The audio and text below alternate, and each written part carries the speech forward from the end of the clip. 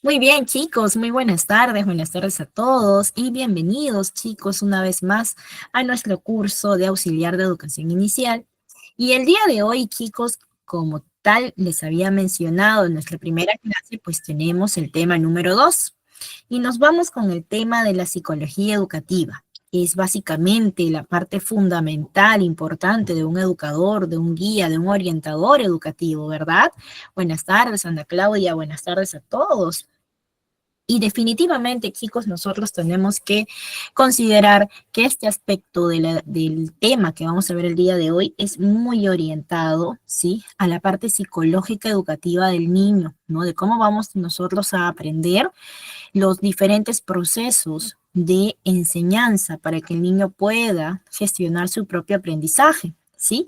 Entonces vamos a ir desglosando poquito a poquito cada punto para poder comprender en qué se basa la psicología educativa y por qué razón es tan importante, por qué lo manejamos la gran mayoría de los docentes y por qué lo aplicamos de una manera permanente y transversal también. Así que vamos a ir ya con el punto principal y vamos a cambiar ya nuestro PPT, chicos, para poder iniciar con este tema tan interesante, ¿sí? Recordemos que hay un punto principal que quiero considerar.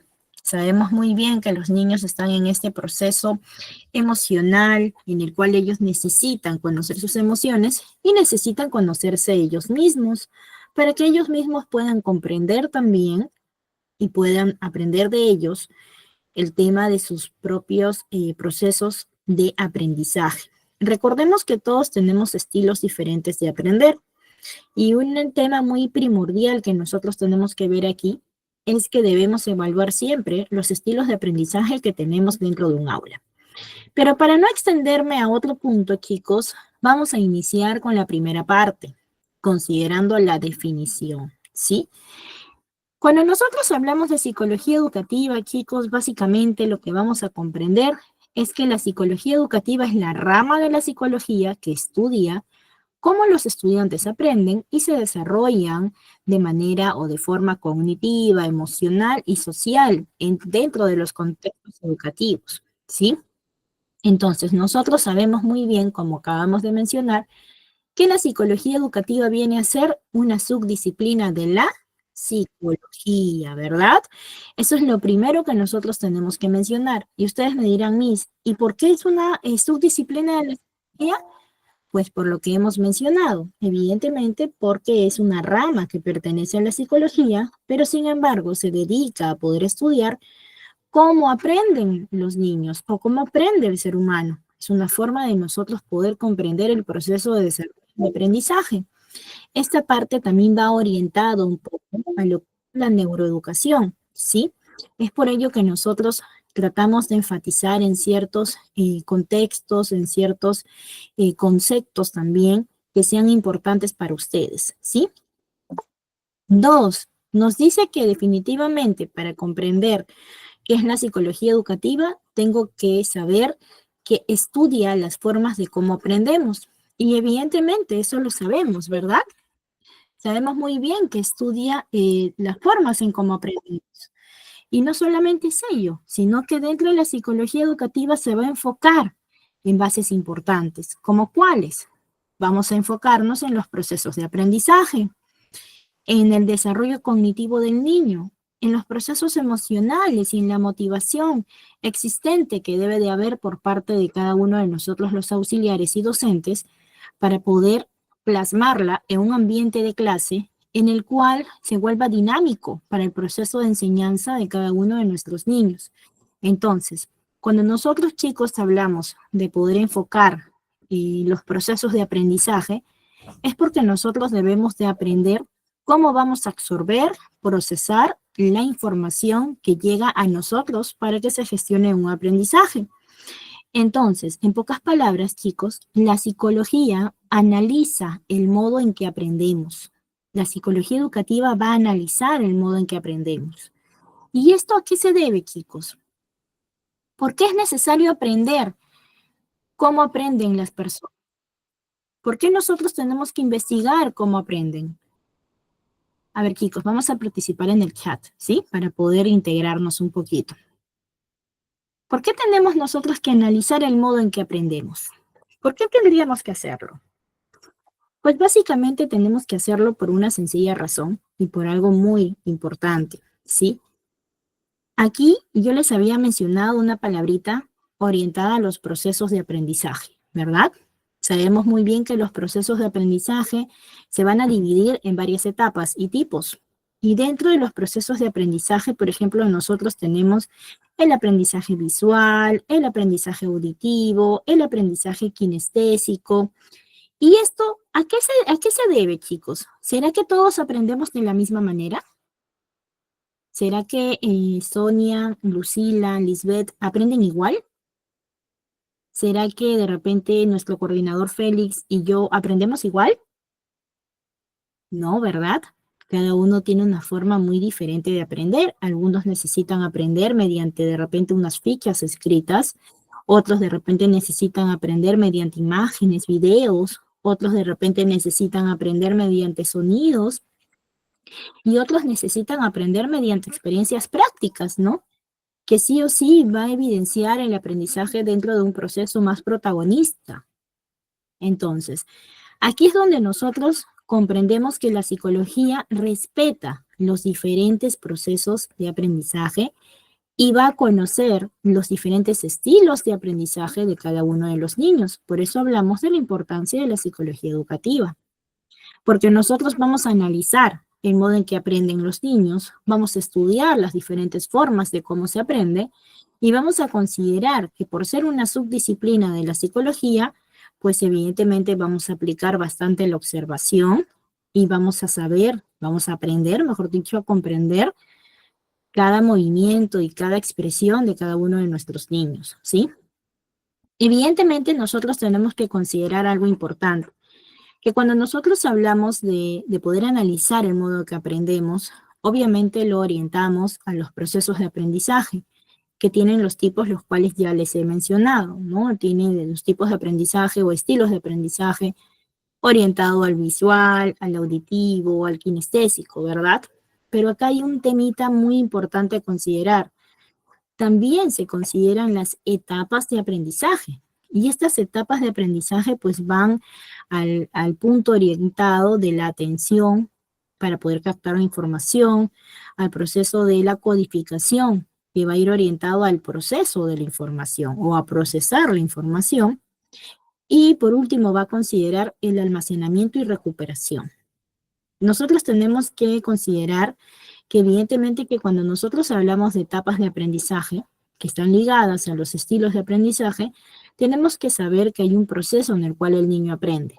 El cerebro humano viene a ser algo inimaginable. Nosotros tenemos que aprender a conocer cómo se desarrolla el cerebro humano, cuáles son las partes del cerebro humano, por qué razón nosotros consideramos tan importante este órgano que tenemos en nuestro cuerpo, ¿verdad? Ya que es el responsable de todo lo que nosotros hacemos, decimos, pensamos. Entonces, cuando un niño está en crecimiento, chicos, está en este proceso de aprendizaje en el cual necesita sí o sí tener estímulos. Y estos estímulos le van a permitir, ¿qué cosa, chicos? ¿Qué es lo que le van a permitir estos estímulos? Eso lo hemos visto en nuestra primera clase. Y hemos hablado de la importancia de estos estímulos que permite a los niños no solamente generar nuevas neuronas o más neuronas, sino que también les permite, ¿no? Un punto muy importante a considerar, les permite generar la famosa sinapsis.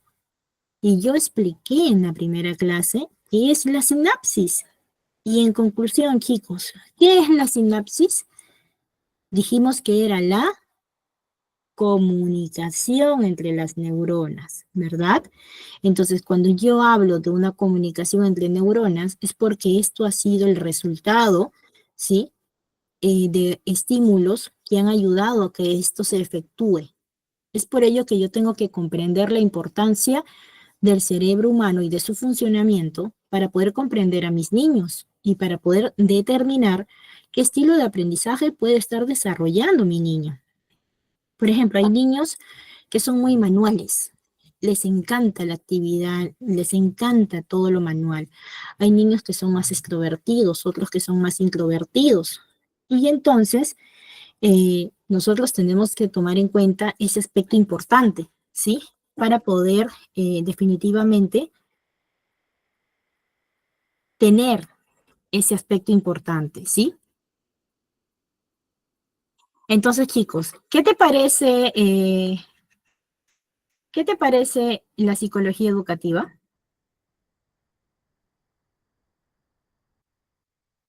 A ver, vamos a interactuar por el chat. ¿Qué te parece la psicología educativa entonces?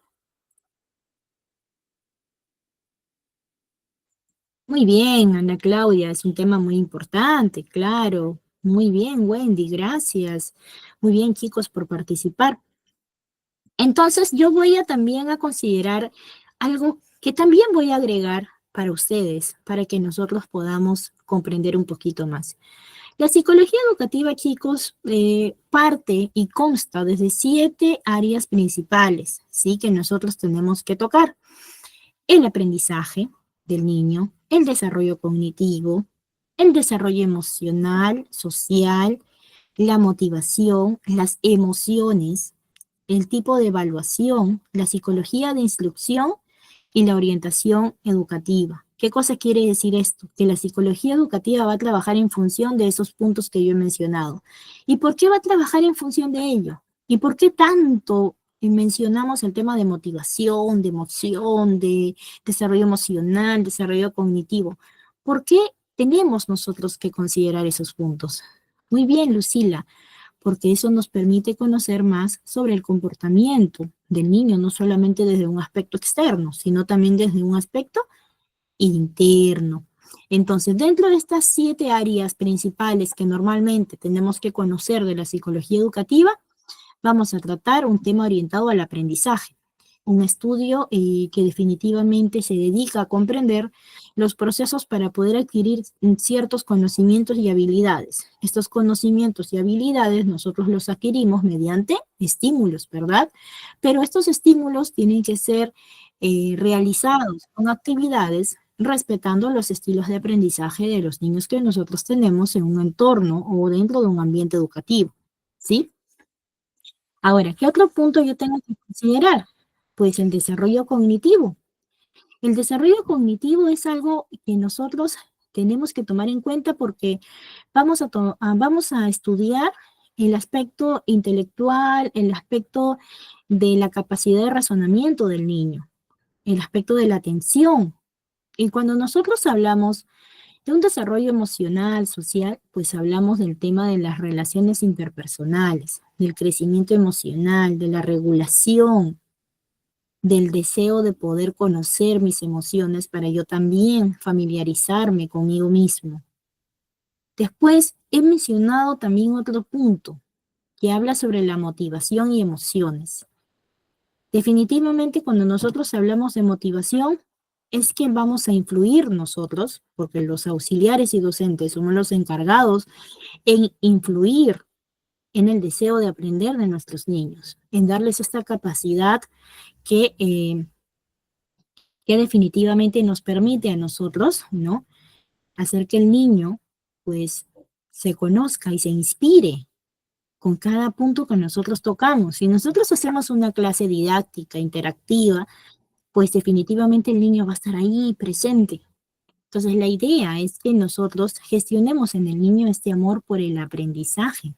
Por ello que hablamos de motivación y de emociones, lo cual está bajo las áreas orientadas a la psicología educativa. Otro punto que también tengo que yo considerar es una evaluación, una medición de ciertos métodos que yo voy a considerar para poder procesar este aprendizaje. ¿Qué quiere decir esto? Que yo voy a tomar en cuenta qué tipo de actividades voy a hacer según los estilos de aprendizaje que yo tengo en mi aula.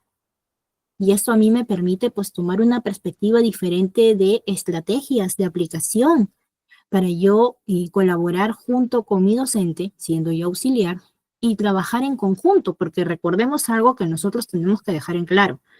El docente es la mano derecha, perdón, el auxiliar es la mano derecha del docente. Y sí o sí el auxiliar tiene que ser partícipe de las estrategias y actividades que se van a desarrollar en el aula o que se van a desarrollar en el año. Otro punto que también tengo que considerar, es una psicología orientada a la instrucción. Esto me ayuda a mí a entender que voy a comprender ciertos métodos efectivos de enseñanza. Esto va a ir orientado a las estrategias, a las actividades, pero también voy a ir orientada a las formas en cual el niño va a aprender.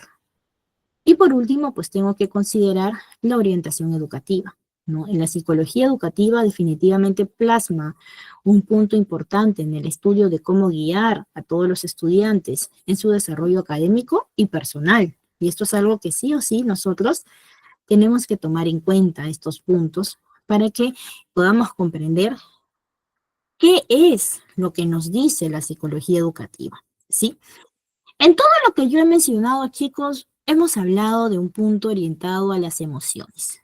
Hemos hablado también de un punto orientado a conocer al niño, a conocer los diferentes estilos de aprendizaje, a saber cómo aplicarlos, pero también tengo que añadir a esto que la psicología educativa se basa y se apoya en las diferentes teorías del aprendizaje que existen y que se han ido desarrollando a lo largo del tiempo. Así que para ello nosotros vamos a tocar de manera sintetizada pero específica cada punto que me va a permitir a mí conocer estas diferentes teorías y cómo las voy a aplicar.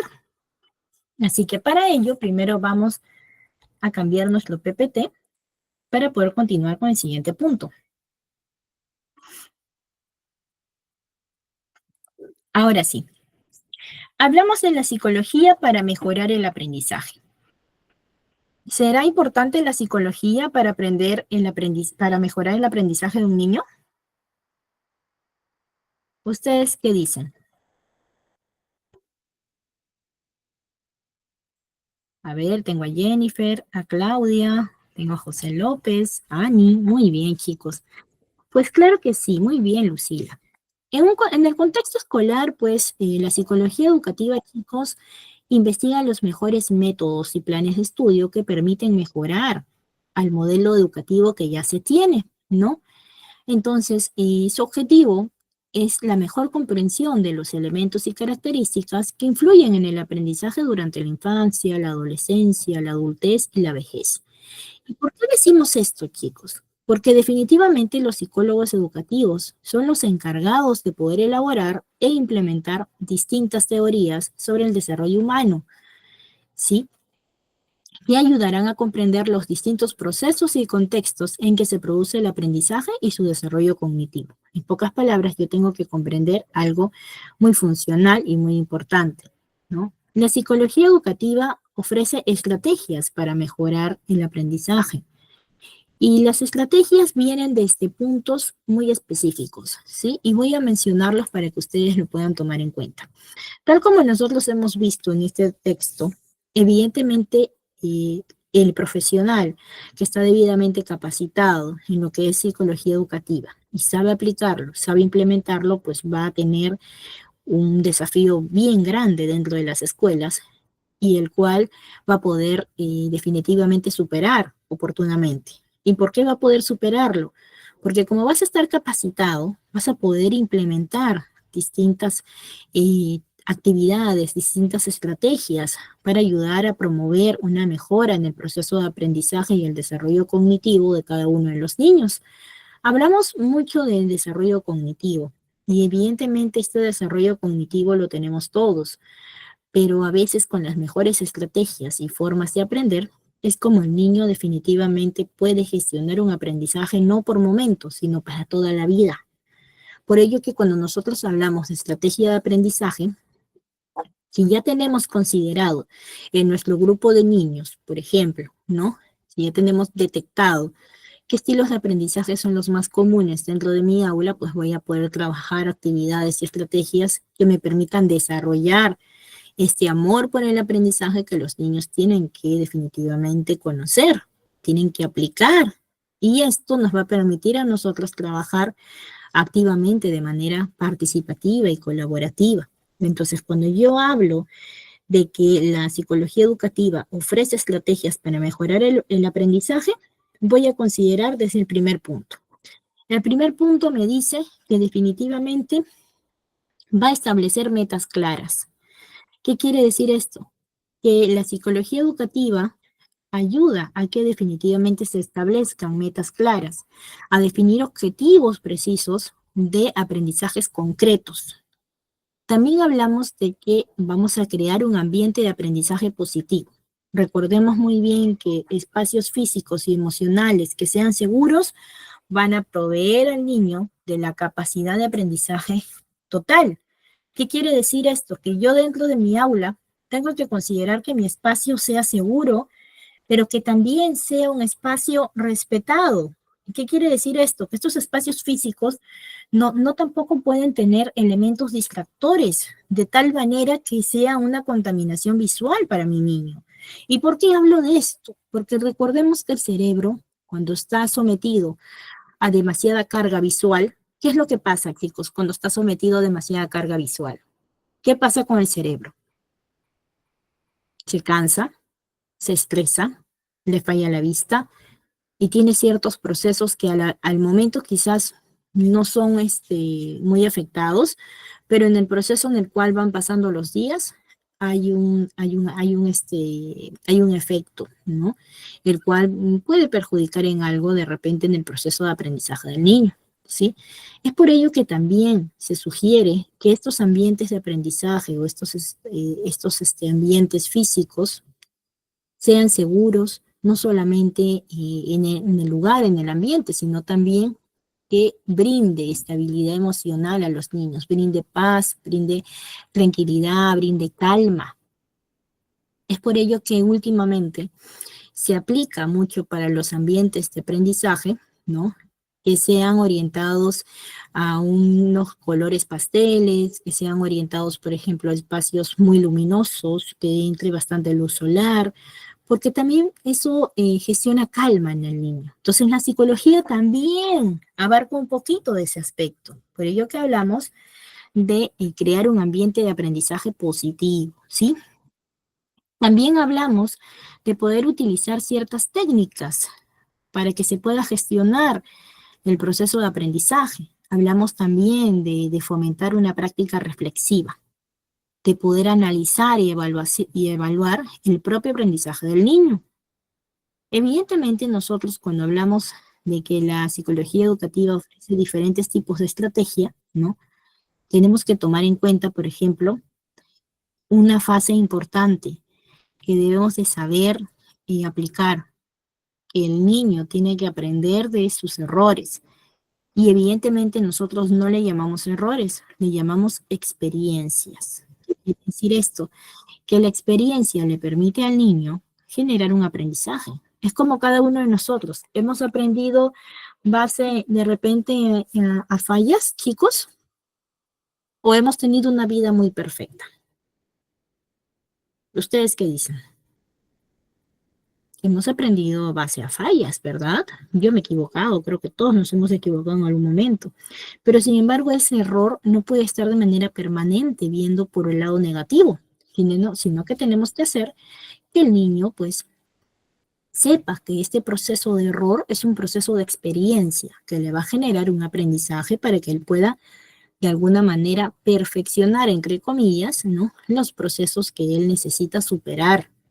Entonces es por ello que nosotros hablamos de que ahora en los términos educativos no le llamamos errores.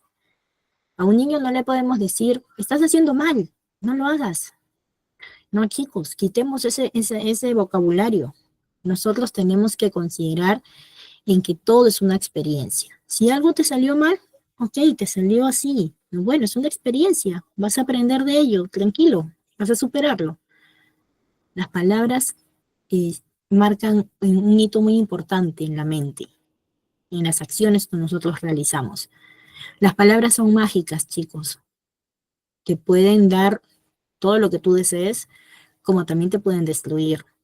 Es por ello que nosotros hablamos de la importancia de poder expresarnos con nuestros niños de manera adecuada.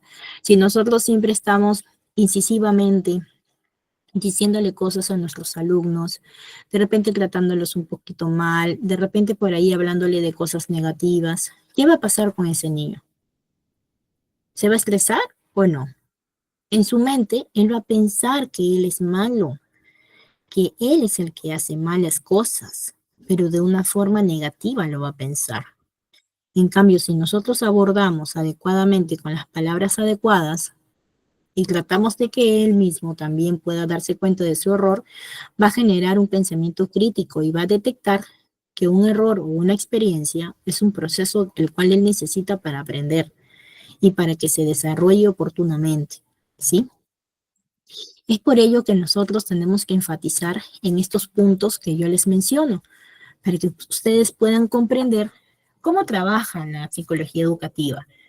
Exactamente nosotros, cuando hablamos, por ejemplo, de estos procesos o estas estrategias que son necesarias para mejorar, uno, que tenemos que comprender cómo funciona nuestro cerebro, cuáles son las partes en las cuales de repente eh, va a funcionar el proceso de aprendizaje. Dos, tenemos que tomar en cuenta estos aspectos importantes en el desarrollo del niño, las palabras, estas palabras que definitivamente van a permitirnos a nosotros tomar en cuenta diferentes puntos. También tenemos que enfatizar, chicos, que definitivamente la psicología educativa es parte de la educación y es parte de cada uno de todos los docentes y de todos los auxiliares. Porque si nosotros no sabemos aplicarlo, ¿qué va a pasar, chicos? Si no lo sabemos aplicar, pues definitivamente no vamos a poder trabajar óptimamente y vamos a trabajar solamente de una forma aparente, pero no de una forma íntegra, de una forma funcional, que es lo que nosotros decíamos que definitivamente sea. ¿Sí? Entonces, vamos a continuar, chicos, con el siguiente PPT.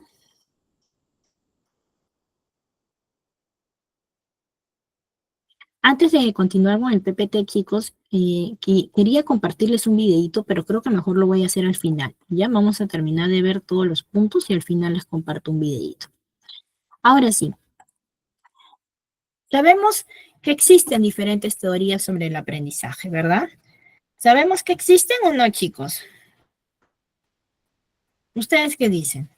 ¿Sabemos que existen las teorías sobre el aprendizaje? Pues claro que sí, ¿verdad, chicos? Nosotros sabemos que existen varias teorías sobre el aprendizaje y dentro de la psicología educativa, pues hubieron muchos autores que propusieron modelos y teorías para explicar el modo en que los humanos nos relacionamos con el conocimiento. Estas teorías han servido para poder influir en los enfoques y métodos que usa la psicología educativa. Entonces, básicamente nosotros vamos a ver las diferentes teorías relacionadas a la psicología educativa, pero por ello tengo que considerar que evidentemente dentro de todas estas teorías de aprendizaje, pues existen desde teorías cognitivas, desde teorías constructivistas, teorías del aprendizaje social, hay teorías de las inteligencias múltiples, entre otros tipos de teorías que definitivamente a mí me permite conocer que tenemos muchos puntos por qué tratar para poder avanzar, ¿verdad? Entonces, las teorías sobre el aprendizaje nos permiten a nosotros tomar en cuenta que hay formas en las cuales nosotros podemos influenciarnos de estas teorías para poder trabajar diferentes métodos para que se procese el aprendizaje. Entonces, voy a hablar algo general para que nosotros podamos tomarlo en cuenta, ¿sí? Las teorías sobre el aprendizaje definitivamente son fundamentales para entender cómo nosotros aprendemos y procesamos la información. Por ello tenemos que considerar que existen ciertas teorías sobre el aprendizaje que son más orientadas, más precisas, ¿no? Por ejemplo, hablamos del conductismo, tenemos el cognitivismo, tenemos el constructivismo. Nosotros diremos, Miss, ¿pero qué son todos ellos? De repente muchos de ustedes me dirán, Miss, ¿pero qué es el conductismo? ¿Qué es el cognitivismo? Pues algo así rapidito, chicos, para que nos pueda quedar en claro, considerando que tenemos tiempo, ¿no? Vamos a hablar un poquito de cada uno, pero obviamente el momento que desarrollemos, solamente vamos a desarrollar algunas teorías de algunos autores, ¿sí? Porque son muchos autores que se dedican evidentemente a estudiar cómo el ser humano se relaciona con el conocimiento, ¿sí? Cuando nosotros hablamos del conductismo, tenemos que hablar de que esta teoría Sostiene que el aprendizaje se produce a través de una asociación entre estímulos y respuestas y que el comportamiento se va a modificar mediante la aplicación de refuerzos o castigos. El conductismo tiene más que nada un aspecto orientado a un proceso de aprendizaje tradicional, ¿no? En el cual prevalecía mucho el tema de los estímulos para obtener respuestas, ¿no? Chicos, si quieren sacar un 20, todos, como sea, hacían diferentes actividades. O me van a dejar mentir, chicos. Por ejemplo, los que venimos desde esa escuela, ¿no? De una escuela tradicional, como la gran mayoría de nosotros creo que venimos. Sabemos muy bien que los procesos de aprendizaje de una escuela, de una forma tradicional, son muy diferentes a los procesos de aprendizaje, por ejemplo, en los cuales tratamos de hacer que el niño, mediante el proceso en el cual estudia, pues tenga un aprendizaje más colaborativo, ¿no? Entonces, el conductismo es básicamente lo que les estaba mencionando, ¿no? Ahora, hablamos del cognitivismo. Dentro del cognitivismo, nosotros podemos decir que esta teoría, ¿no? Enfatiza la importancia, chicos, de la cognición y la comprensión en el proceso de aprendizaje. Según esta teoría, pues los aprendices construyen activamente su conocimiento y comprensión a través de la experiencia y la reflexión. Aquí nosotros tenemos otro tipo de proceso de aprendizaje, otro tipo de teoría. Después, chicos, algo breve y sencillo para poder explicarles, tenemos también el constructivismo. Y el constructivismo es una teoría que sostiene que el aprendizaje es un proceso activo y constructivo, en el que los aprendices crean su propio conocimiento y comprensión a través de la interacción con su entorno y con otros, ¿no? El constructivismo pues tiene un aprendizaje más orientado a la realidad, donde todos los niños aprenden de sus pares y también aprenden evidentemente de todo su entorno, ¿sí? Ahora, también existe el aprendizaje por descubrimiento, ¿no? En esta teoría, por ejemplo, va a enfatizar mucho la importancia de la exploración, el proceso de aprendizaje.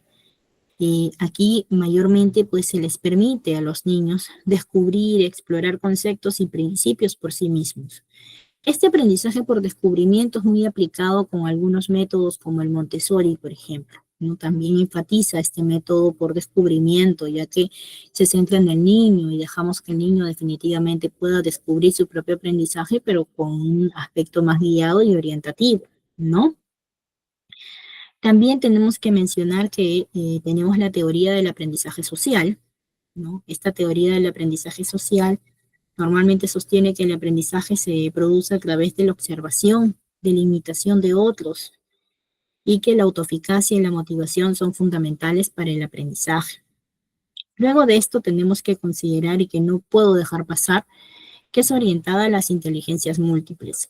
Esta teoría de las inteligencias múltiples, por ejemplo, es algo nuevo, digamos, no nuevecito, nuevecito, pero sí es algo relativamente nuevo, ¿no? En el cual sostiene que existen muchos tipos de inteligencia y que cada persona tiene una combinación única de habilidades y capacidades. Y yo apunto más por ello, chicos. ¿Y saben por qué? Porque no todos somos iguales o todos tenemos la misma perspectiva, chicos. ¿Todos tenemos la misma perspectiva? ¿Ustedes qué dicen? Todos pensamos igual, todos aprendemos igual, todos tenemos, no, ¿verdad? Es por ello que cuando yo hablo de teorías de aprendizaje, pues definitivamente tengo que considerar, ¿sí? En estas teorías de las inteligencias múltiples, en esta teoría por descubrimiento, de aprendizaje por descubrimiento, en estas teorías orientadas también al aprendizaje social, al constructivismo, porque si nosotros vemos un poquito de cada punto, pues vamos a poder comprender en base que todas estas teorías apuntan a un fin en común. Y este fin en común nos dice que el niño tiene el derecho de aprender considerándole sus diferentes estilos de aprendizaje, ¿no? Sea de forma social, por imitación, sea por descubrimiento, por exploración, sea también por el desarrollo de sus propias inteligencias, porque recordemos que todos somos inteligentes considerando desde el punto que existen diferentes inteligencias y que hay diferentes habilidades y capacidades que nosotros tenemos que desarrollar y que la combinación de nuestras propias habilidades y destrezas nos permite ser únicos y diferentes, ¿verdad? Irrepetibles.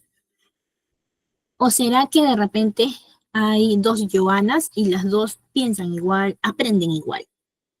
Quizás físicamente podemos tener hasta un gemelo, como dicen muchos, pero el cerebro que tiene cada uno de ustedes y cada uno de todos nosotros es único, no puede ser reemplazado y no va a ser reemplazado jamás por el momento. Así que nosotros tenemos que tomar en cuenta la importancia de poder valorar lo que sabemos, cómo lo aplicamos y considerar estos puntos que nos permitan a nosotros conocer que definitivamente el aprendizaje es un tema muy extenso para poder tratar y que en la actualidad tiene todavía muchos estudios permanentes para poder saber en qué se basan, ¿no? El proceso de aprendizaje de un niño, del ser humano. Es por ello que para poder nosotros determinar cómo son los procesos de aprendizaje, tenemos que conocer las teorías. Y base de las teorías tenemos que conocer pues los puntos que hemos mencionado para que nosotros podamos comprenderlas, ¿sí? Chicos, hasta ahí, ¿cómo vamos? ¿Nos gusta lo que estamos escuchando? ¿Se ve interesante? ¿Se ve bien? ¿Ustedes qué dicen, chicos? Muy bien, chicos, lo veo a José, a Merly, a Francis, los veo muy activos, chicos, los veo a Gisela también, chicos, tenemos que estar activos, por favor, ¿ah? Así que a mí me gusta hacer mi clase y me gusta que también ustedes comprendan todo lo que estamos explicando para que podamos irnos felices y contentos, ¿sí? Así que vamos a cambiar ahora nuestro PPT y nos vamos a ir con la primera teoría. Y vamos a ir con la teoría de Jean Piaget, este gran psicólogo, ¿no? Jean Piaget. ¿Quién fue Jean Piaget? Ustedes me dirán, ¿quién ha sido Jean Piaget? ¿Por qué habla de la teoría del aprendizaje de Jean Piaget? Pues evidentemente, chicos, Jean Piaget habla de la teoría del aprendizaje orientado al desarrollo. Él tiene una teoría orientada al aspecto cognitivo, ¿no? Nosotros hemos apuntado un poquito sobre el cognitivismo, ¿no? Y básicamente lo que nosotros enfatizamos en el cognitivismo es la importancia de la cognición y la comprensión en el proceso de aprendizaje, ¿no? Y que en esta teoría, básicamente, nosotros construimos activamente el conocimiento y comprensión a través de la experiencia y la reflexión. Entonces, para poder conocer un poquito de Jean Piaget, tenemos que considerar que él es un pionero de esta teoría. Él fue un psicólogo suizo, chicos, que aprendió o ejerció una influencia muy decisiva para la psicología educativa. Nuestra teoría del aprendizaje se basó en las etapas en las que pasan los niños en relación a su capacidad cognitiva, hasta que logran el desarrollo del pensamiento lógico abstracto en torno a los 11 años de edad aproximadamente. Él es uno de los máximos referentes en el campo de la psicología del desarrollo. Él habla mucho del cognitivismo y del constructivismo, del rol activo del niño. El niño en el proceso de aprendizaje suele ser muy activo y él denominó básicamente que el niño juega un papel como si fueran pequeños científicos, porque ellos construyen activamente su conocimiento y comprensión del mundo. Y eso sí, él consideró algo muy importante, que dentro de esta teoría enfatizó en el aspecto del desarrollo cognitivo del niño. Este aspecto de las etapas del desarrollo cognitivo del niño, él lo estableció considerando que definitivamente el niño pasaba por una serie de etapas para poder gestionar este aprendizaje. Quiere decir que en pocas palabras hablamos de algunas ventanas de oportunidad, las famosas ventanas de oportunidad que se aplican, por ejemplo, en María Montessori, en el método Montessori, que están muy ligadas también a estas etapas del desarrollo cognitivo, ¿no? Entonces, nosotros tenemos que saber que cada teoría enfatiza en unos rubros de edad para que puedan gestionar estas ventanas de oportunidad y aplicar apropiadamente el proceso de aprendizaje para un niño, ¿no? Cuando está en su desarrollo. Entonces, ¿qué es lo que me dice Jean Piaget? Para poder nosotros comprender un poquito más de lo que ya hemos mencionado. Jean Piaget me dice, ojo, te voy a dar un tip. Hay etapas del desarrollo cognitivo que se tienen que respetar y se tienen que tomar en cuenta, ¿ah? Así te dice Jean Piaget, prácticamente con su teoría del desarrollo cognitivo. Te dice prácticamente que en estas etapas del desarrollo yo voy a respetar estos procesos para tener estas ventanas de oportunidad que me permite a mí que mi niño aprenda específicamente algunas pautas o algunas partes importantes para su propio aprendizaje. Entonces, por ejemplo, la primera etapa que menciona Jean Piaget es la etapa sensoriomotora, de 0 a 2 años. Sabemos que en esta etapa los niños están en un proceso sensitivo sumamente importante, un proceso sensorial. En esta etapa los niños aprenden a través de la experiencia sensorial y motora. Por eso que normalmente nuestros niños de 0 a 2 años quieren estar en movimiento, chicos, o no quieren estar en movimiento. ¿Ustedes qué dicen? ¿Quieren o no quieren estar en movimiento? Los chicos, los niños a este tiempo quieren gatear, quieren caminar, quieren correr, quieren saltar, quieren explorar, quieren comprender, quieren descubrir. Es por ello que él los denominó pequeños científicos. Y él establece que en esta etapa sensoriomotora de 0 a 2 años, los niños exploran el entorno a través de sus sentidos y desarrollan sus habilidades motoras básicas. Es aquí donde el niño comienza a saltar. Quieren hacer todo al mismo tiempo. Muy bien, Francis, claro, quieren hacer todo al mismo tiempo. Toman agua, quieren comer, a veces se quieren poner una media, a veces no, a veces les ayudas en algo y ya se están molestando, ya están renegando porque ellos quieren hacerlo solos. Ellos se creen independientes. Muy bien, Jennifer, y quieren tocar todo, absolutamente todo. Por eso hablamos de una experiencia sensoriomotora, una experiencia sensorial. Es por ello que el niño en esta fase necesita de actividad sensorial, necesita de actividad motora que le permita gestionar los estímulos adecuados, no solamente para el desarrollo de todas sus habilidades motrices, sino también para su desarrollo de habilidades orientadas a las neuronas que van a desarrollar por los estímulos que perciben, ¿sí? Me cansé, chicos. Vamos a esperar, vamos a respirar. Ya. Ahora, tenemos una próxima etapa, que es la etapa preoperacional. En esta etapa preoperacional la tenemos desde los 2 años. Y en esta etapa los niños ya comienzan a desarrollar habilidades simbólicas, habilidades lingüísticas, pero sin embargo su pensamiento todavía es algo egocéntrico. En esta etapa todo es mío, mío, mío, ¿verdad? Ustedes saben, desde los 2 años, 3 años, ellos están mío, mío, mío, todo es de ellos. Y esto es muy importante porque en esta etapa los niños están desarrollando su capacidad cognitiva de manera muy buena. Quiere decir que ellos mismos todavía están con ese pensamiento, pero sin embargo, todavía no pueden realizar operaciones lógicas complejas. ¿Qué quiere decir? Que un niño de 2, 3 años, si tú le explicas con un montón de palabras, ¿será que el niño va a entender todo? Todavía no, ¿verdad? Todavía no, todavía es pequeño, él todavía de las 100 palabras que de repente yo puedo mencionar ahorita me va a captar 4, 5, 6, o quizás solamente te va a mirar, como dice Francis, te va a decir, uy, ¿ella qué me está diciendo? ¿Verdad? Entonces, en este proceso, chicos, es muy importante considerar y tomar en cuenta, ¿sí? Que definitivamente, ¿no? El niño necesita todavía de mamita, de papito. Todavía está en ese proceso egocéntrico, sí, pero está en esa fase de desapego, que le resulta muy difícil todavía madurar o encaminarse solo en su totalidad.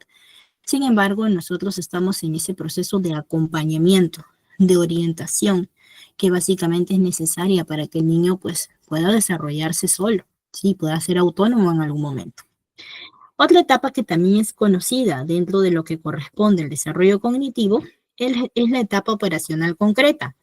En esta etapa ya incurre desde los 5 años, 6 años aproximadamente, y los niños aquí ya desarrollan habilidades lógicas que pueden realizar más operaciones concretas, ellos ya pueden clasificar objetos, ya pueden entender conceptos como de repente lo que estoy mencionando. Ellos ya tienen una capacidad de comprensión un poco mayor. Entonces aquí y el niño tiene otro aspecto de desarrollo muy distinto, muy diferente, ¿sí? Y por último, chicos, tenemos la famosa etapa operacional formal, Esta etapa operacional formal viene desde los 10 años aproximadamente, más o menos. Y desde esta etapa ya el niño pues está en esta etapa de adolescente, ¿no? Preadolescente puberto, en el cual ya desarrollan habilidades más abstractas, ya pueden desarrollar de manera más lógica, más sistemática, ellos ya tienen un pensamiento crítico más decidido, dentro de todo entienden el bien y el mal, un poco, entre comillas, el pensamiento, pueden discernir, ¿no? Pero sin embargo, siempre van a necesitar de un aspecto orientativo, ¿no? Que permita que el niño comprenda que también hay peligros en la sociedad. El tema, por ejemplo, de los adolescentes hoy en día es un tema que está repercutiendo mucho, ¿no? Está repercutiendo mucho a la sociedad porque definitivamente pues ellos están todavía en el proceso en el cual les falta todavía desarrollar un poco de madurez, pero sin embargo necesitan de esta comprensión, de esta guía, de esta orientación que es necesaria para un mundo en el cual nosotros no estamos preparados de repente como padres, ¿no? Nosotros somos de una generación diferente y a veces cuando vemos ciertas realidades de algunos niños, de algunos adolescentes, pues nos damos cuenta que nosotros lo primero que decimos, pero yo no era así, pero en mis tiempos no era así. Pero sin embargo, eso no quiere decir que sea malo para ellos en su totalidad, sino que siempre debe existir el aspecto orientativo, el aspecto guía, que definitivamente permite que el adolescente, el puberto, pueda tener esta capacidad razonadora, ¿sí? Ahora, quería agregar ese aspecto porque evidentemente estamos hablando de las teorías del desarrollo cognitivo, ¿no? Entonces tenía que agregar este punto, ¿sí? Así que chicos, en este aspecto hemos visto lo relacionado a la teoría de Jean Piaget y vamos a ver una teoría más, chicos. Vamos a ver la teoría sociocultural de Lev Vygotsky y luego de esta teoría vamos a ver el videíto para poder comprender un poquito también en el aspecto social, el aspecto emocional que es tan importante tomar en cuenta, ¿sí? Ahora, ¿quién fue Lev Vygotsky? Chicos, ¿quién fue Lev Vygotsky? ¿Alguien sabe quién fue Lev Vygotsky?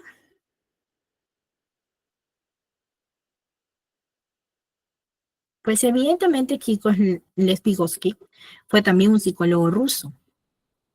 Él, por ejemplo, tiene o aplica mucho lo que es orientada a la teoría del aprendizaje social sociocultural. Esto quiere decir que él, por ejemplo, es muy conocido por esta teoría, ¿no? Y su enfoque en la importancia del lenguaje y la cultura en el desarrollo cognitivo. Él nos habla de que definitivamente él investigó acerca de la influencia de los distintos ámbitos sociales en los que se producen las interacciones que llevan a un niño a asimilar o a interiorizar algunas pautas de comportamiento, ¿no? Él dio aportes muy importantes sobre las teorías orientadas al aprendizaje. Él habló de la zona del desarrollo proximal, sobre el aprendizaje por andamiaje, que son todavía algunos aportes teóricos vigentes, ¿no? Pero para comprender un poquito más allá de todo lo que estamos viendo, ¿no? Él tiene una visión muy constructivista, ¿no? Él definitivamente pensaba que los niños aprenden de forma activa, ¿no? A través de experiencias prácticas. Aquí hablamos, por ejemplo, de algunos aprendizajes significativos o algunos aprendizajes activos que son orientadas a la participación del niño en el proceso de aprendizaje y desarrollo. También hablamos de la importancia de la interacción social. Vygotsky concluye, evidentemente, que el aprendizaje se construye mediante interacciones sociales con el apoyo de alguien más experto. Aquí está aplicando, evidentemente, la guía orientativa, chicos. ¿Aplicamos una guía orientativa? Sí, ¿verdad? Evidentemente se da el aprendizaje mediante interacciones. También se da, pero hay un apoyo siempre. Hay una guía de alguien más experto. Entonces, para comprender un poquito esta teoría sociocultural, vamos a enfatizar un punto sobre en la zona de desarrollo proximal, ¿no? Esta zona de desarrollo proximal me dice lo siguiente. Vygotsky creía que el aprendizaje se produce cuando los niños están en esta zona de desarrollo próximo. es decir, cuando están cerca de alcanzar un nuevo nivel de comprensión o habilidad, pero sin embargo, de igual manera necesitan del apoyo de un adulto o de una persona más experimentada. Quiere decir que aquí habla él de un apoyo orientativo, tal como hemos mencionado. Él también habla sobre el lenguaje y pensamiento.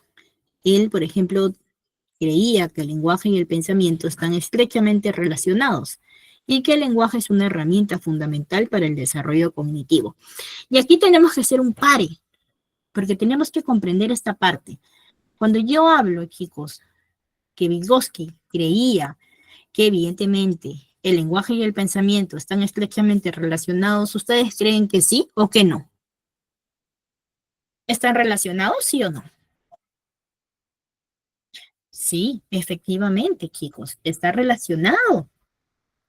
Y por ello que el lenguaje viene a ser una herramienta fundamental para el desarrollo cognitivo. Mientras que nosotros más hablamos, más vocalicemos, estamos aprendiendo más a expresar lo que pensamos, a expresar este razonamiento que tenemos. Claro que sí, ¿verdad? ¿Estamos aprendiendo de alguien un poco más experto? Claro que sí, pero estamos interactuando de alguna manera. Y estamos haciendo que esta interacción social me genere a mí un pensamiento distinto para poder aplicarlo orientado a mi lenguaje.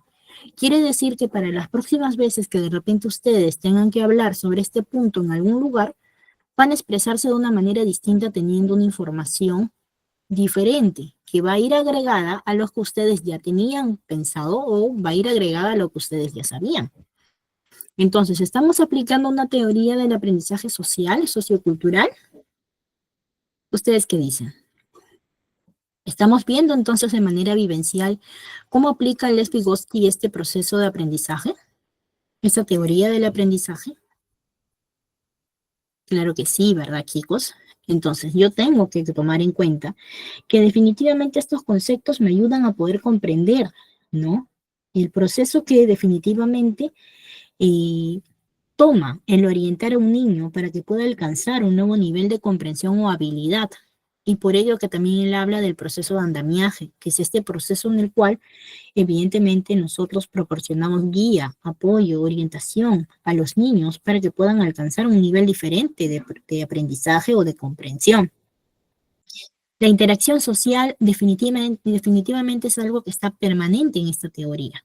Esta teoría nos dice lo siguiente, que cuando hablamos de una interacción social, sabemos que es fundamental, porque el aprendizaje también se produce a través de la interacción con otras personas. Por eso en la primera clase hablábamos de una clase polifónica.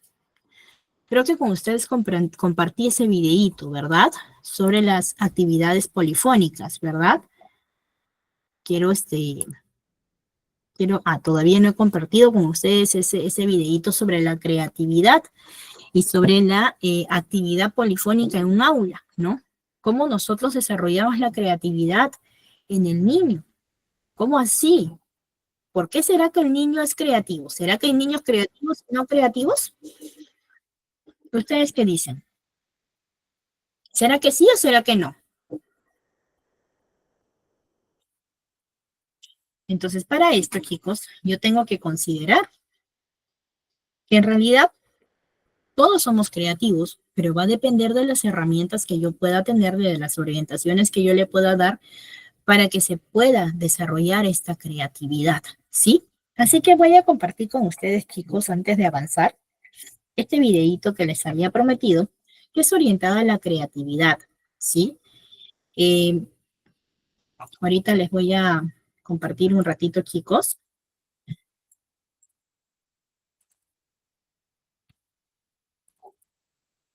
Pensé que les había compartido, chicos, el videíto de la creatividad.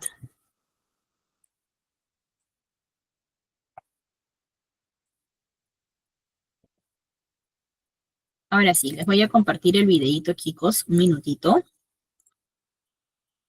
Y esto es muy importante que nosotros lo apliquemos, ya que estamos viendo también este tema muy importante, ¿sí? Mucho ojo, por favor, en comprender el video de lo que vamos a ver, ¿sí? Esto nos va a permitir a nosotros comprender diferentes cosas, diferentes partes, ¿no? ¿Y qué es lo que engloba la educación? Porque la educación engloba ampliamente un montón de conceptos, formas, tipos. Así que vamos a ver.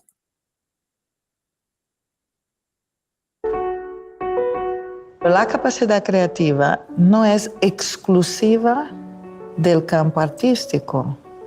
No hay ciencia sin la capacidad creativa y no hay pensamiento sin la capacidad creativa.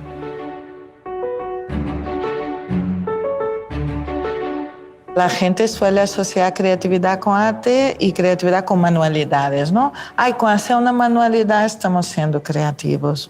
Vamos a ver, la capacidad creativa está para la vida misma, ¿no? Entonces vamos a dar un ejemplo que puede parecer tonto, pero vamos a pensar a nivel de familia. Cuando llevamos nuestros niños al cole, ¿vamos siempre por el mismo camino? Sí. ¿Sí? Siempre, ¿no? Un día cambia de ruta, a ver qué pasa. Normalmente las criaturas dicen, oye, ¿por qué venimos por aquí? Y ese por qué venimos por aquí ya abre todo un proceso que es de percepción del camino, de entendimiento de la realidad, de por qué vamos siempre por el mismo lugar y algún día cambiamos, qué es lo que ese cambio provoca. Es una cosita tonta, ¿no? Pero deberíamos ir introduciendo pequeñas pautas como estas para ayudar a tener la capacidad creativa despierta y conectada. Si el ambiente siempre es la repetición de lo mismo, los roles, los caminos, los tiempos, las maneras de hacer, si solo repetimos, ¿cómo vamos a querer que se desarrolle la capacidad creativa? Y ahora en el aula lo mismo, ¿no? Sí. Tenemos que pensar que si en el aula, por ejemplo, están todos los niños y las niñas sentaditos mirando para una persona, que es la profesora, el profesor, ¿no? Y solo miran ahí y solo escuchan aquel discurso y solo tienen que devolver ese discurso a la hora de los exámenes, pero ¿cómo vamos a querer desarrollar capacidad creativa ahí? Si en la escuela nuestras preguntas solo piden una respuesta y esta respuesta es la correcta y única, si entrenamos para que sean así, ya de entrada te digo, no les estamos haciendo ningún favor al desarrollo de su capacidad de pensar creativamente. Crear es generar más nuevas y mejores ideas con valor. Si toda pregunta solo tiene una respuesta, ya no hay más nuevas y mejores ideas con valor. Hay una. El aula necesita ser un ambiente polifónico. Si yo solo escucho un tipo de discurso y a una persona, pues es eso que internalizo. Pero si escucho un entorno dialógico, muchas voces, muchas maneras de pensar y de llegar a resultados de los problemas, pues ahí internalizo esa polifonía. Tengo como un cerebro social diferenciado, una inteligencia colectiva. Tengo varias maneras de entender el mundo que hace con que la mía sea más rica, con criterios y con capacidad de dar respuestas nuevas a los problemas nuevos o antiguos. No existe, desde mi manera de entender, una persona creativa y otra no creativa. Existen niveles de desarrollo de esta capacidad. Entonces, más que de querer delinear a la gente con un perfil de persona creativa, yo creo que hacemos mejor favor en las familias, en las escuelas, ayudando a que estas criaturas desde muy pequeñitas puedan ir desarrollando estos recursos internos para dar respuestas creativas a su propia vida al nivel de los problemas que enfrentan, ¿no?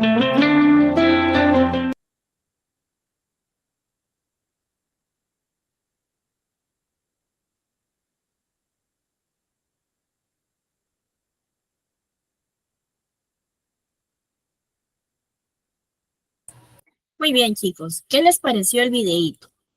¿Qué les pareció? Interesante, ¿verdad?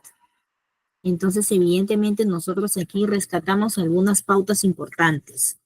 Hablamos de una inteligencia colectiva, de una inteligencia social, que el aula definitivamente se debe de aplicar este ambiente polifónico, Cuando hablamos de un ambiente polifónico, hablamos de un ambiente en el cual el docente y los estudiantes pues intervengan en una conversación de un aprendizaje interactivo entre ambas partes. Y en esto nosotros aplicamos lo siguiente.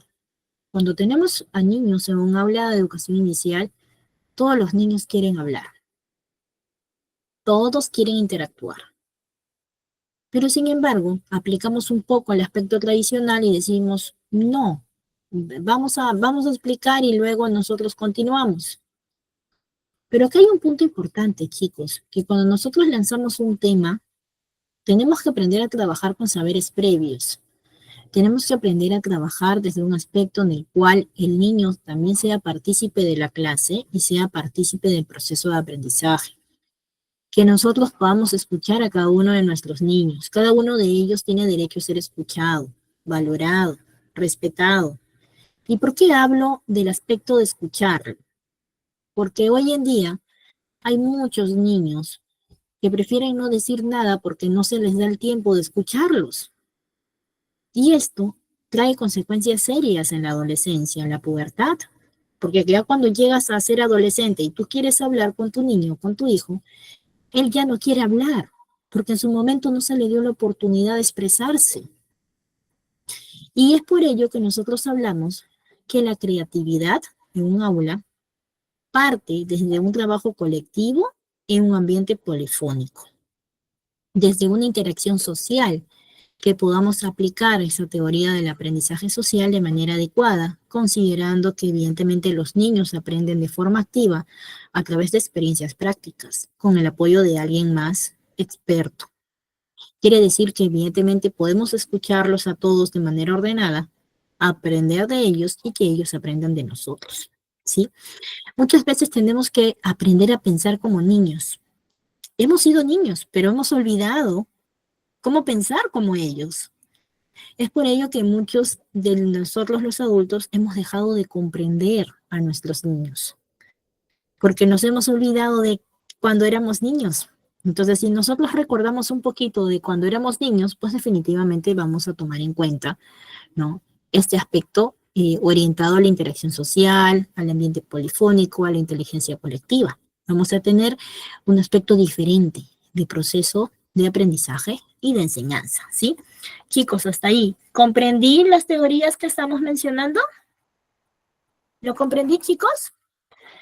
Muy bien, chicos. ¿Me pareció difícil? No, ¿verdad? Hemos podido aprenderlo dentro de lo posible para poder nosotros enfatizar y conocer por qué la psicología educativa viene a ser tan importante en el aula y por qué el auxiliar de educación tiene que conocer estas teorías fundamentales, ¿sí? Así que vamos a continuar, chicos, con el siguiente PPT.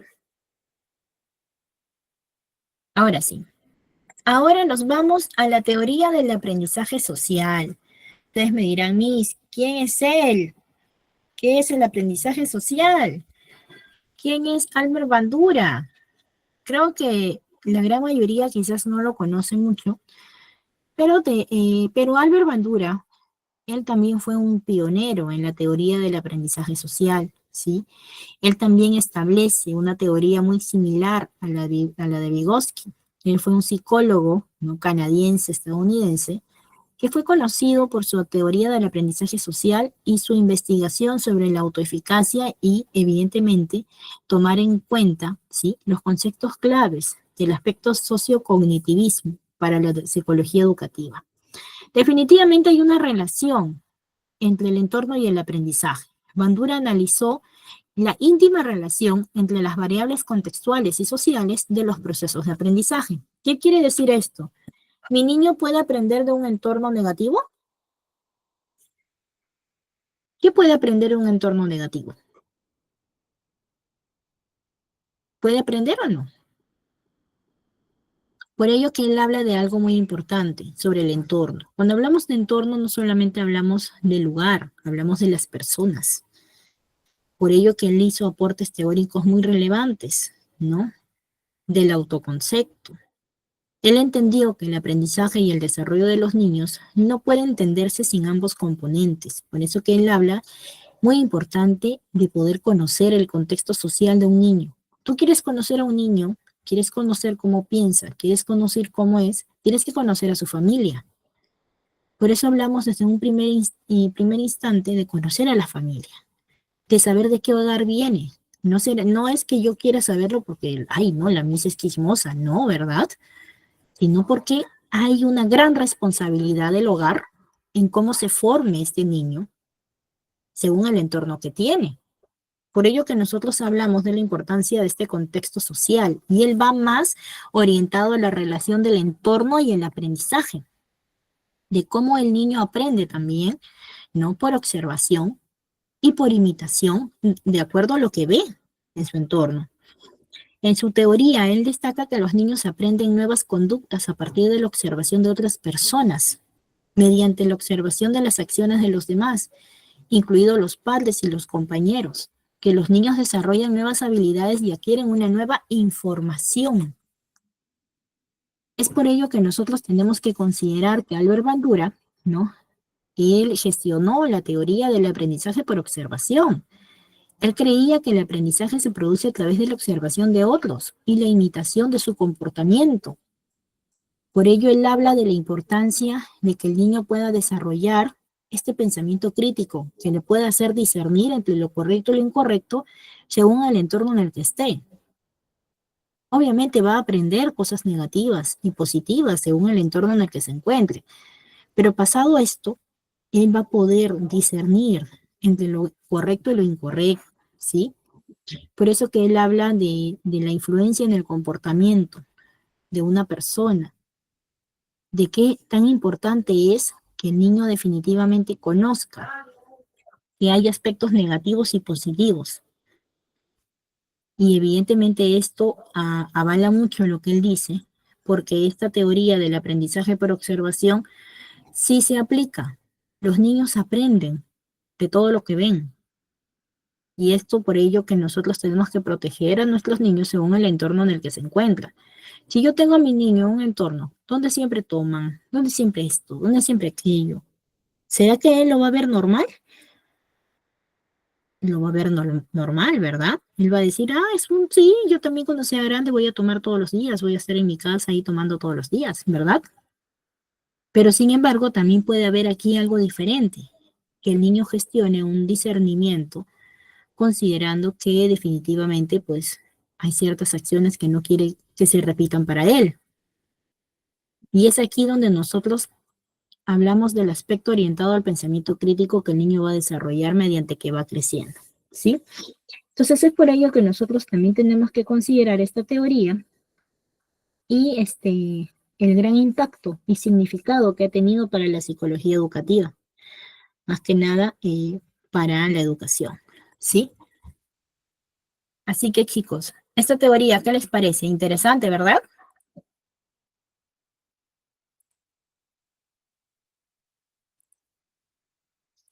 Muy bien, chicos. Cualquier cosita, chicos, podemos participar por el chat. Muy bien, chicos. Ahora sí, vamos a considerar lo siguiente. Sabemos que existen otras teorías y otros aportes. Por ello los he mencionado, pero no podemos hablar de todos, chicos, porque evidentemente el tiempo no nos alcanzaría. Así que evidentemente vamos a mencionar algunos, pero sí vamos a tocar sobre una persona muy importante en la educación. Otras teorías y aportes. Existen otros constructores teóricos que también han aportado grandes conocimientos al ambiente de la psicología educativa. Por ejemplo, la teoría del desarrollo moral de Laura Skolberg, el modelo del desarrollo infantil propuesto por Rudolf Schneider, además de psicólogos que aportaron un granito de arena a la psicología educativa. También es necesario citar otros autores y figuras con un peso decisivo y que sembraron de conocimientos y reflexiones a esta subdisciplina. Y hablamos de nuestra querida y estimada María Montessori. ¿Quién ha oído sobre María Montessori?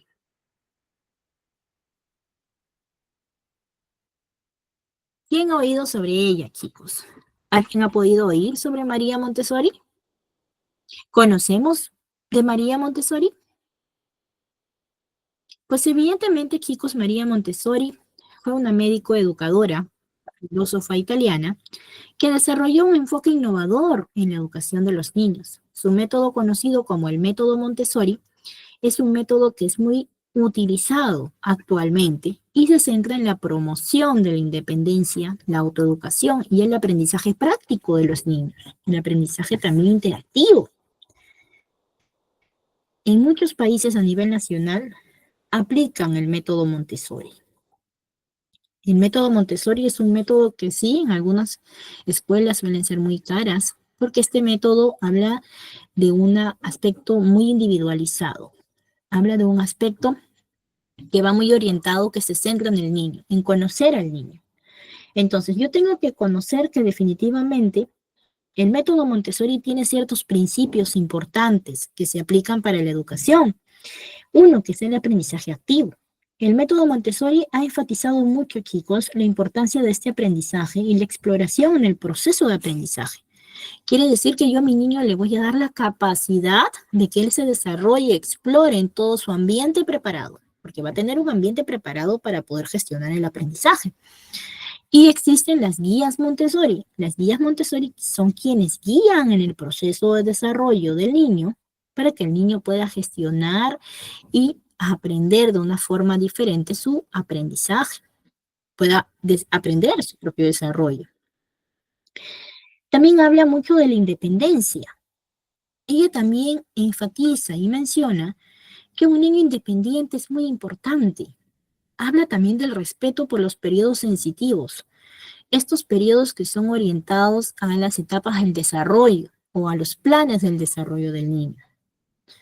¿No? Entonces nosotros tenemos que considerar que ella considera que la independencia es un principio fundamental en el método Montessori porque se busca que los niños desarrollen su propia capacidad de tomar decisiones y de actuar de manera autónoma. Un niño que tiene la capacidad de desplazarse de manera independiente definitivamente es un niño que puede lograr muchas cosas. Nosotros no vamos a estar toda la vida para nuestro niño, pero sí tenemos que estar en los momentos más importantes, en los cuales sí necesite nuestra atención y nuestro apoyo. Ahora, también habla de un aspecto orientado a la autoeducación. ¿Qué quiere decir esto? Que el método Montessori promueve la autoeducación, es decir, promueve que los niños aprendan a través de la experiencia, la exploración, en lugar de una instrucción directa. Por ello que existen las guías Montessori. Las guías Montessori, por ejemplo, son las docentes encargadas de guiar al niño en su proceso de aprendizaje cuando ellos lo requieran. Y para esto aplican una observación constante. Quiere decir que yo en este proceso de aprendizaje de mi niño voy a estar muy a la expectativa de cómo él replica lo que yo prácticamente le he orientado a que haga. Ellos trabajan en base a una presentación de material, cómo pueden usar el material, pero ellos también comienzan a discernir qué otras formas puedo yo usar mi material, cómo yo lo puedo realizar. Entonces, ¿es interesante o no es interesante, chicos? También hablan de un aprendizaje práctico. ¿Y qué quiere decir un aprendizaje práctico? Que es un aspecto muy clave en el método Montessori porque se busca que los niños aprendan a través de la experiencia y la manipulación de materiales Montessori, que son materiales evidentemente prácticos, materiales reales. Sus materiales en el método Montessori todos son de madera, de vidrio, tienen diferentes texturas, pero orientadas a la realidad. Se aplica mucho el proceso de la vida práctica. Hacemos que los niños vean, por ejemplo, su proceso de desarrollo orientado a un aspecto muy importante, el que ellos mismos puedan atenderse, que se puedan volver independientes. Por eso se aplica la vida práctica, que es un área orientada en el método Montessori. Una de las características importantes que nosotros tenemos que considerar en este punto es el ambiente preparado. El aula Montessori es un ambiente que está diseñado, chicos, para poder promover la exploración, el descubrimiento, el aprendizaje. Sus materiales, por ejemplo, que se usan, como ya les he mencionado, están diseñados para que sean manipulados por niños, para poder promover el aprendizaje práctico. Los niños, por ejemplo, hacen actividades orientadas a su propia atención, a su propio cuidado, con la guía, claro está, de manera orientativa. Y obviamente hay una libertad de movimiento, ¿no?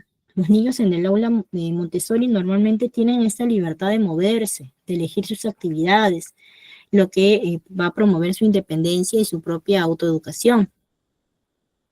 Así que básicamente, chicos, este método tiene muchos beneficios y es un método que ha transformado el enfoque educativo porque Montessori removió los cimientos de la pedagogía clásica, planteando un método pedagógico totalmente diferente, ¿no? Entonces aquí es donde definitivamente ella se basa en el proceso de aprendizaje, que están orientados al adulto, a la mente del estudiante, el ambiente de aprendizaje y los periodos sensibles o los periodos sensitivos, en lo que el niño está más receptivo a aprender nuevos conocimientos o habilidades. Y aquí les llamamos las famosas también ventanas de oportunidad. Por eso que se conocen a nivel mundial este método y cómo es su aplicación y qué tan importante es. Aquí en el Perú hay muy pocas escuelas que tienen esta tipología de enseñanza orientada al método Montessori, pero sin embargo sí existen. Y también tenemos que considerar que este método definitivamente me permite a mí trabajar desde un aspecto muy distinto, en el cual me voy a centrar en el niño, en promover al niño su propia independencia, en promover al niño su aprendizaje práctico, que definitivamente le va a ayudar para el desarrollo de él mismo y para la toma de decisiones que va a tener en el transcurso de su vida, ¿sí? Así que vamos a continuar, chicos.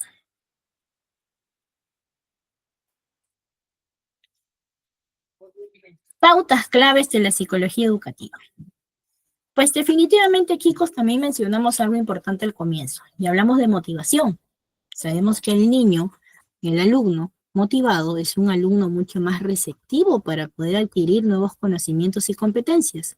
Por esta razón que la motivación, chicos, es un campo, es uno de los campos de estudio muy predilectos de la psicología educativa. De la motivación depende el grado de interés que suscitan las enseñanzas en el aula, el nivel de implicación del estudiante para con las tareas que debe hacer y además, gracias a la motivación, el estudiante pasa a adquirir conocimientos mediante el aprendizaje significativo. Quiere decir esto que la motivación no hace referencia únicamente a la predisposición por aprender en clase, sino que tiene una influencia crucial en las aspiraciones y objetivos de las personas en su vida.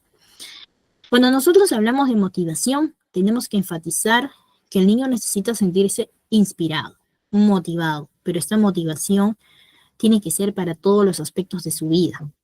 El niño necesita tener este empuje que le permita sentirse seguro para realizar actividades, que le permita sentirse decisivo para poder decidir o para tomar decisiones que sean de acuerdo a su nivel, de acuerdo a su edad.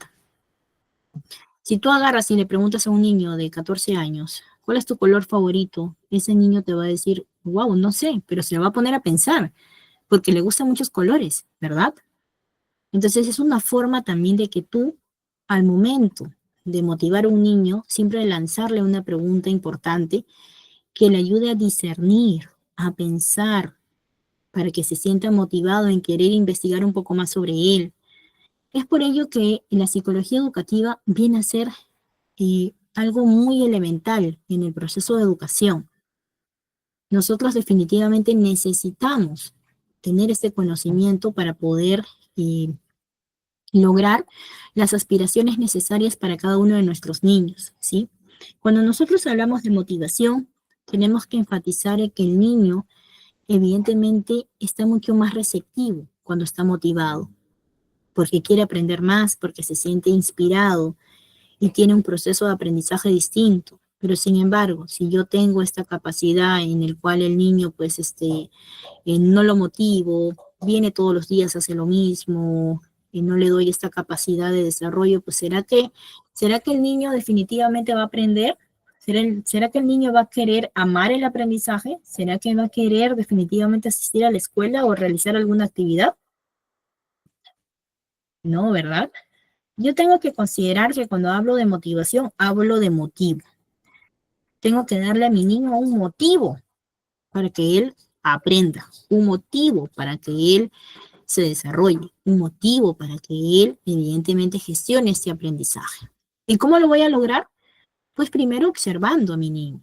Tengo que observar qué falencias tiene, qué problemas tiene, de qué hogar viene, qué necesito aplicar yo para que mi niño definitivamente gestione un motivo importante para que desarrollen su vida. Por ejemplo, si yo le pregunto a un niño pequeño y le digo, ¿qué quieres ser cuando seas grande? Este niño me va a decir de repente, futbolista, Miss, policía, Miss, y está muy bien si lo quiere hacer. Lo importante es tomar en cuenta algo muy funcional, que quizás me he olvidado de mencionar, pero lo menciono. Y hablo sobre las inteligencias múltiples.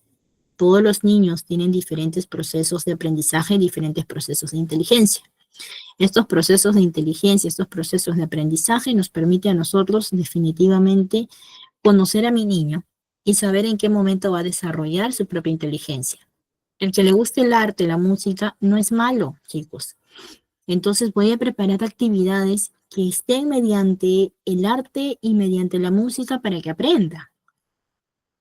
Porque definitivamente yo tengo que aprender a tener a mi niño, a mi estudiante motivado, inspirado, para que él pueda lograr el objetivo que básicamente es su propio aprendizaje y su propio desarrollo, ¿sí? Entonces, para poder cerrar esta clase del día de hoy, chicos, tenemos que enfatizar la importancia de la psicología educativa, ¿sí? En el aula y sobre todo considerar que el auxiliar de educación inicial es muy importante en la vida de los niños, es muy importante en la vida de su estudiante. Y por ello el auxiliar de educación tiene que ser un ser motivado, tiene que ser un ser activo, tiene que ser un ser inspirador. ¿O será que de repente yo tuve problemas hoy día y mañana voy y me voy toda triste al aula ahí a trabajar con mis niños? ¿Será que mis niños se van a dar cuenta? Sí, se van a dar cuenta. Y es por ello que yo tengo que separar las cosas, chicos, para que evidentemente mis niños siempre me vean bien y tengan este ejemplo de que yo soy una persona motivadora, inspiradora, y ellos puedan seguir avanzando en su propio desarrollo y su propio aprendizaje. Bueno, chicos, el día de hoy, chicos, hemos tenido un tema muy interesante. Hemos visto lo que corresponde a la psicología educativa, hemos visto su definición, hemos visto la psicología educativa para mejorar el aprendizaje, hemos hablado sobre las teorías del aprendizaje, hemos conocido un poco sobre estas teorías. Hemos visto también la teoría del aprendizaje de Jean Piaget, hemos visto de la teoría sociocultural de Les Vygotsky, hemos visto de la teoría del aprendizaje social de Álvaro Bandura, hemos visto otras teorías y otros aportes, y hemos visto sobre una de las pioneras también importantes en la educación, que hablamos de María Montessori, ¿no? Que removió estos cimientos de la educación tradicional para poder enfatizar la importancia de que el niño es el centro y que el niño tiene derecho a poder explorar, descubrir y aprender algo nuevo y respetar sus procesos de aprendizaje. Esto nos permite a nosotros saber que definitivamente la educación se ha replanteado en su totalidad y tenemos diferentes pautas, diferentes teorías para poder aplicar de manera adecuada en nuestro desarrollo de clases.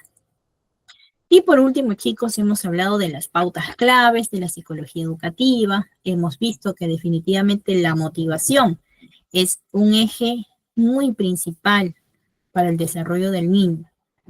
Hemos visto que la inspiración es algo que depende de nosotros para poder darle a nuestros niños. Y definitivamente tengo que agregar a ello, ¿no? Que nuestros niños merecen respeto, merecen ser escuchados, merecen ser valorados y merecen ser comprendidos. Así que chicos, conmigo ha sido hasta hoy. Espero verlos el día sábado en nuestra tercera clase, que también vamos a tener un tema muy interesante, ¿sí? Así que chicos, muchas gracias a todos ustedes por estar aquí presentes, por escuchar mi clase y espero verlos el día sábado. Así que les agradezco su participación en esta oportunidad, ¿sí? Coordinador.